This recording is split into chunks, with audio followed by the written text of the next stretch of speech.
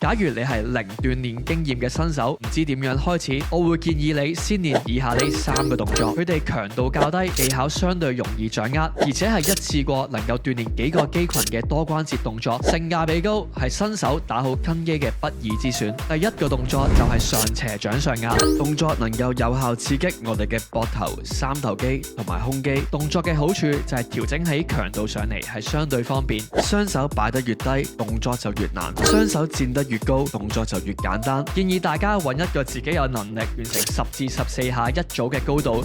動作2就係斜身引體，動作能夠有效刺激我哋嘅背肌同埋二頭肌。同樣，動作調整起強度上嚟係相對方便。我哋越係往後行，身體就越垂直，動作就越簡單；我哋越係往前行，身體就會越水平，動作就會越難。